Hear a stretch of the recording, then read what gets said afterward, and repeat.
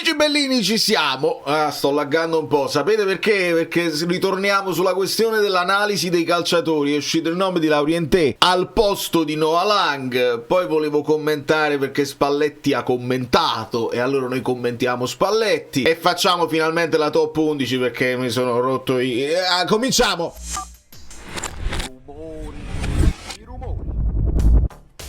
Allora, andiamo veramente in maniera veloce, anche perché tengo che fa, e vorrei anche guardarmi la partita del Milan.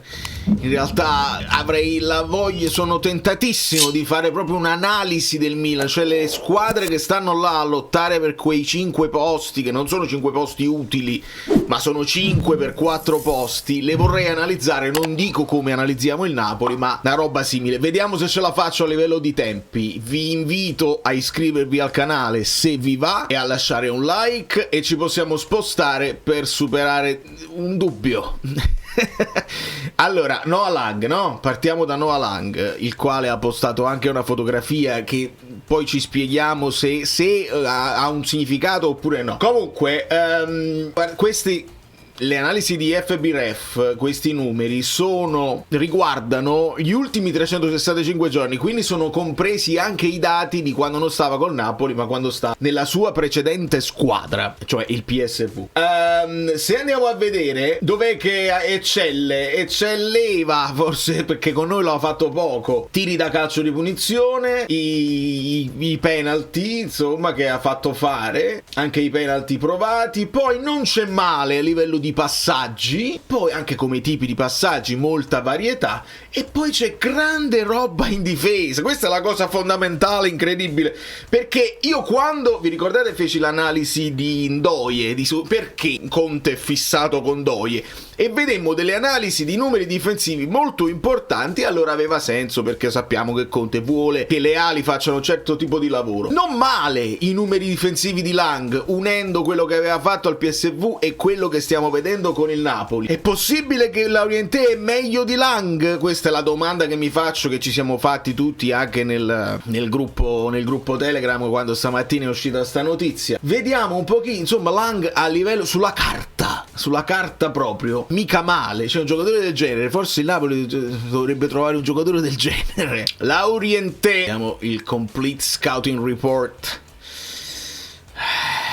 Io non vedo grandi numeri a livello di passaggi, non vedo grandi numeri a livello di tipi di passaggi, e vedo una fase difensiva non eccezionale. Onestamente, vedete, Tachi ne fa pochi di Tachi. Male in possesso, insomma non ha senso. La chiudo così, proprio semplicemente. Mi sposto per distruggere questa pagina che non fa altro che farmi laggare, e ritorniamo a una situazione. Sono pure un po' buio qua, ma perché è giusto che sia così. Insomma, voglio, non ha senso. E tutti i nomi che usciranno, quello che mi sembra di poter dire è che si brancola un po' nel buio, o meglio, ci sono delle situazioni in cui magari si sta sondando il mercato, si sta sondando il terreno. Il Napoli, per fare qualcosa, deve per forza rinunciare a qualcuno. Abbiamo quasi la convinzione che Marianucci sia della Cremonese, la quasi convinzione che Ambrosino possa essere del Venezia. Quindi in uscita queste cose qua non ti risolvono nulla, né a livello di lista né a livello di grandi ingaggi, non risolvi praticamente niente. Quelli che ti fanno fare mercato sono Lucca, e dobbiamo parlare perché la Lazio a quanto pare non ne vuole sapere, e parleremo anche di questo, e sono Lang. Ora però Lang ha risposto, fammi pigliare il cavetto.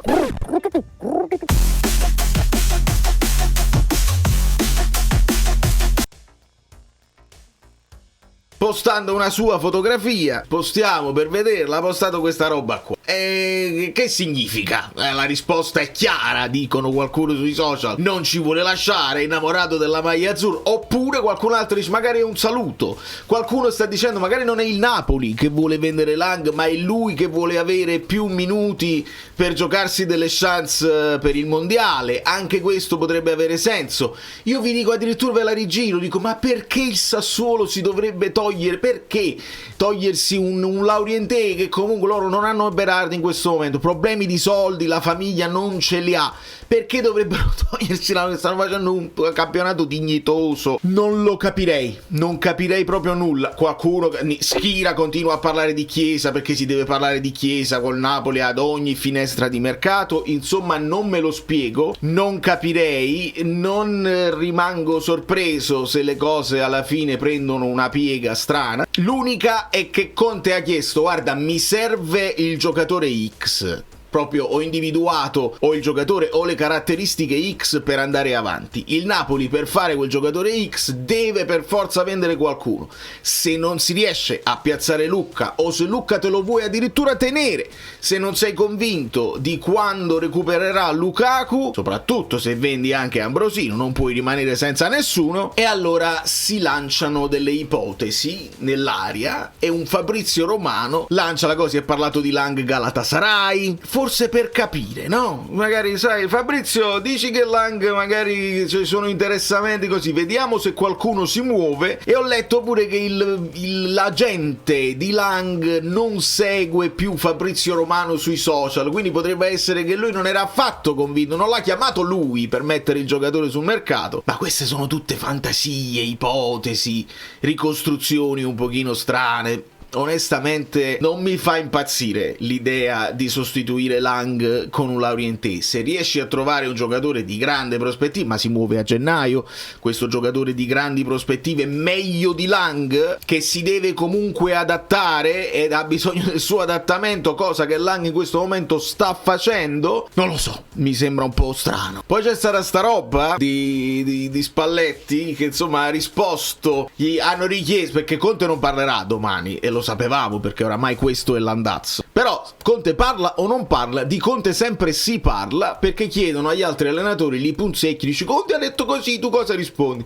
Spalletti, figlio di grandissima Androcchia, e lo dico con figlio di Androcchia, lo sa Spalletti cosa significa, non è un'offesa, è uno furbo, è uno che rigira le cose e se ne parlerà sempre. Lui addirittura dice Conte ha ragione. Prima di tutto fa la spallettata che ricordiamo anche col Napoli, dice tutta la mia squadra è forte, tecnicamente non ho niente da invidiare al Napoli, per rinforzare quella che è la convinzione dei propri giocatori. E poi dice, parla delle strutture, sì, io quando sono venuto qua alla Juventus ho trovato la barriera, quella che salta per fare i calci di punizione, mentre al Napoli la barriera non saltava, un po' come a dire sono piccolezze, sono piccole cose, ognuno ha tutto quello di cui ha bisogno per fare, quindi non c'è grande differenza nelle strutture. Spalletti ovviamente sa benissimo che anche quando con noi ha deciso di concentrarsi sul campionato si è dovuto mettere in uno sgabuzzino comprandosi un lettino di proposito, mentre se lo vuole fare con la Juventus c'hanno la struttura, c'hanno gli hotel, c'hanno il J-Medical, c'hanno tutta una serie di cose. Ma se tu dai modo a Spalletti di parlare, lui può intortare e filosofeggiare. Se non diamo modo a Conte di ribadire, magari di spiegare meglio, e pre-partita lo sappiamo che è un po' più calmo rispetto a un post partita, ovviamente le polemiche non finiranno mai. Io spero semplicemente che tutti queste piccole ore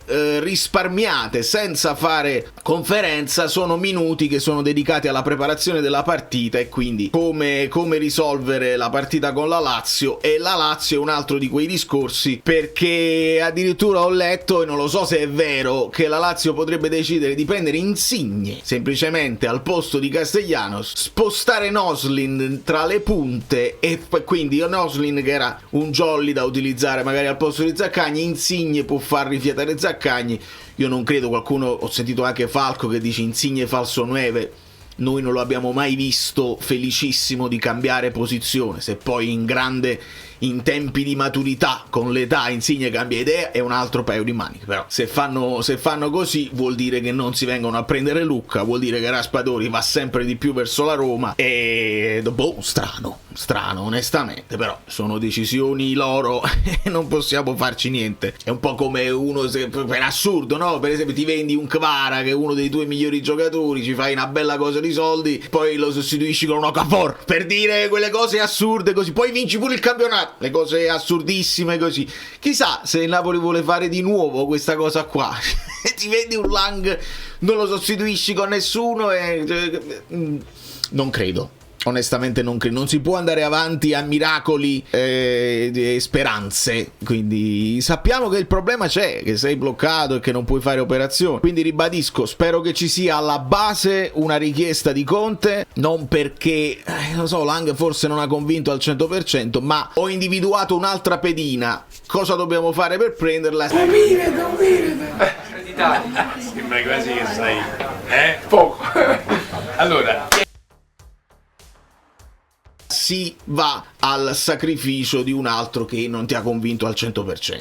Laurienté, onestamente, non mi scalda, qualche anno fa magari, ma adesso non mi scalda, non cambia quasi nulla, onestamente. E insomma, visto che la top 11 ve l'avevo promessa, vi avevo promesso anche... una faccia mia, visto che vi avevo promesso anche la media di tutti i voti del Napoli fino ad oggi, solo che quello è un po' noioso come contenuto perché sono quasi tutti sul 6, tra prestazioni che ci hanno convinto di meno, che hanno fatto abbassare i voti, e altre prestazioni entusiasmanti che li hanno fatti rialzare, c'è una media totale, sono quasi tutti sulla sufficienza, quindi non è un contenuto valido. Però la top 11 lo stanno facendo molti creators. Ascoltavo uno dei miei preferiti, che è Stefano Borghi, la sua top 11 è un po' strana e mi sento di non condividerla, e quindi a questo punto condivido con voi quella che è la top 11 decisa dai sondaggi nel gruppo Telegram. Borghi per esempio mette Svilar in porta, Wesley, Gila, Bastoni e Di Marco, Anghissà, Modric, i due famosi frangiflutti, e in attacco Pulisic, Pass, Ildiz e Lautaro. Strano mettere Anghissà, per esempio, del Napoli, che è un giocatore che sappiamo quanto sia fondamentale, stava avendo anche un bel impatto a livello di gol, ma poi ha giocato pochissimo, quindi metterlo nella top 11 mi è sembrato un po' strano. E a questo punto vi posso leggere, però non ve la faccio vedere subito, ve la leggo giocatore per giocatore. Quello che vi posso far vedere è la top 11 subito europea, perché abbiamo fatto anche quella, che è questa qua, che risulta con Donnarumma in porta, Hakimi, Rachmani, e questo già vi fa capire che se Rachmani è in top 11 europea finisce in top 11 italiana, è uno spoiler, Marquinhos, Nuno Mendes, a centrocampo Vitinha, Bellingham, McTominay, e un attacco incredibile con la Yamal, Holland e Kvara. Kvara non sta avendo una stagione in questo momento fantasmagorica a livello di numeri, certo protagonista, ha vinto un altro trofeo, insomma anche quello internazionale, la Coppa Internazionale, ha fatto incetta di trofei, quindi merita, perché questo è un po' tutto il 2025, e quando si fanno i voti per il 2025 si è un po' influenzati anche dal recente, però in questo caso siamo stati attenti nei voti a pensare anche all'annata che è finita. Per quanto riguarda la top 11 nazionale, sta qua. Allora, mi sposto, se no la spoileriamo. In porta non c'è dubbio, bisogna mettere Svilar, tutti devono mettere Svilar, perché a parte quello che ha fatto la Roma nel 2025 con Ranieri, record di punti totali, insomma, dell'anno solare, una roba bellissima, Svilar protagonista assoluto, portiere pazzesco, il mio preferito in assoluto, e sta anche performando, quindi Svilar non è in discussione. A destra ci abbiamo messo Dumfries, che è venuto un po' meno anche per problemi fisici nell'ultimo periodo, però nella continuità è forse il migliore del suo ruolo a destra. Noi mettiamo Rachmani, forse siamo un pochino bias, però mettiamo Rachmani, che sappiamo quanto è importante il difensore normale, che ti performa sempre bene. Accanto a lui mettono Buongiorno, insomma, Buongiorno forse un po' alti e bassi, aveva cominciato molto bene, poi l'abbiamo un po' perso fisicamente, e a sinistra confermiamo anche noi Di Marco. Poi noi mettiamo il centrocampo a 3, dove ci finisce Lobotka, perché Lobotka ci finisce di diritto, non perché siamo noi affezionati, ma perché un giocatore come Lobotka, che non finisce quasi mai in nessuna top 11, è una cosa stranissima. Nico Pass da una parte e McTominay dall'altra, e quindi è un centrocampo dove Lobotka si deve fare il cuore così, con Nico Pass anche, insomma, la mezzala offensiva, però sappiamo che McTominay lo fa quel lavoro, quindi si può fare anche il triangolo dall'altra parte. In attacco mettiamo Pulisic a destra, gli amici Bellini hanno scelto Lukaku premiando il suo lavoro anche che ha fatto per tutto l'anno scorso, e a sinistra Ildiz, per la formazione che è bellina anche da vedere. Certo, in attacco si può mettere Lautaro facendo il computo di quello che ha fatto l'anno scorso, che non è stato incredibile, ma quest'anno si sta riprendendo. Adesso sta uscendo fuori anche Højlund, ma troppo poco per metterlo nella top 11 generale del 2025. Secondo me sta formazione se la gioca in Italia non dovrebbe avere problemi, se la giocherebbe secondo me anche in Europa. Ha già allenatore Luis Enrique. No, non userò una grafica migliore, amico mio, ci siamo, va bene così, tengo che fa, va benissimo. E nulla, andiamo a guardarci questa partita. Devo fare prima una telefonata, ma queste non sono cose che vi riguardano, che vi interessano. Da New York, Valerio Fluido è tutto, vi abbraccio e vi bacio. Laurientè no, le conferenze nemmeno, Spalletti figlio di Landrocchia di cui parlavamo. E penso bastano, penso che non ci siano altri argomenti di cui fatemi vedere, ma no, è uscita solo la formazione. Tomori, De Winter, Bartesaghi in difesa, Saelemaekers, Fofana, Modric, Rabiot e Stupignano, Loftus-Cheek, Leao. Mamma mia, Allegri. Da New York, Valerio Fluido è tutto, dai, like.